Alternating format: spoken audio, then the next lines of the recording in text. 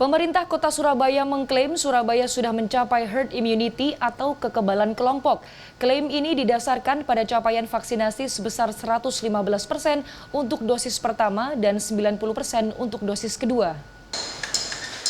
Dari sekitar 2,5 juta orang yang menjadi target vaksinasi COVID-19 di Surabaya, vaksin dosis pertama sudah diterima oleh 2,7 juta orang.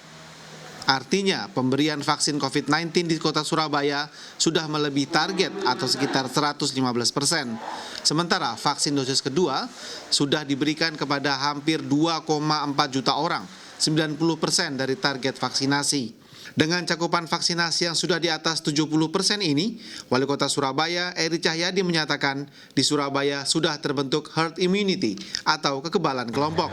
Pemkot mentargetkan cakupan vaksinasi sampai 200% yang diperkirakan akan tercapai pada November 2021. Ya, karena kan Kota Surabaya ini kan kota metropolitan ya, semua melakukan aktivitas di Kota Surabaya. Jadi jumlah yang kami sebutkan tersebut adalah jumlah yang rata-rata melakukan aktivitas di Kota Surabaya. Tentu campur antara warga Kota Surabaya juga warga luar Kota Surabaya.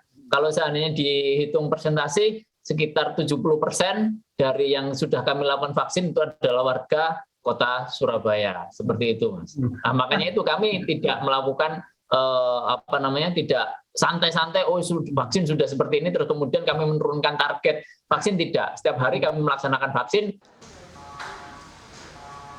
Tetapi epidemiolog Universitas Airlangga Windu Purnomo mengatakan klaim ini berlebihan.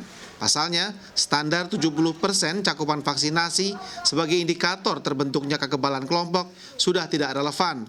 Dengan munculnya varian baru COVID-19 dan efikasi vaksin yang rata-rata hanya 65%, Windu mengatakan Surabaya butuh cakupan vaksin di atas 100% untuk mencapai kekebalan kelompok.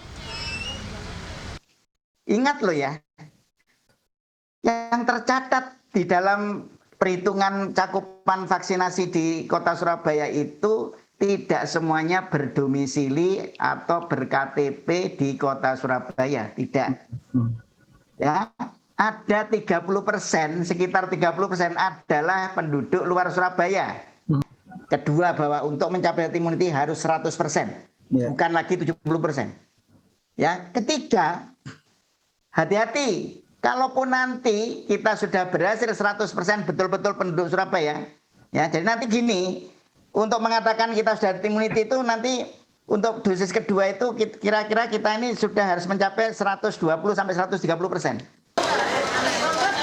Tidak cuma itu, Windu Purnomo memperingatkan target kekebalan kelompok di Surabaya juga harus didukung dengan cakupan vaksinasi yang merata di daerah sekitar.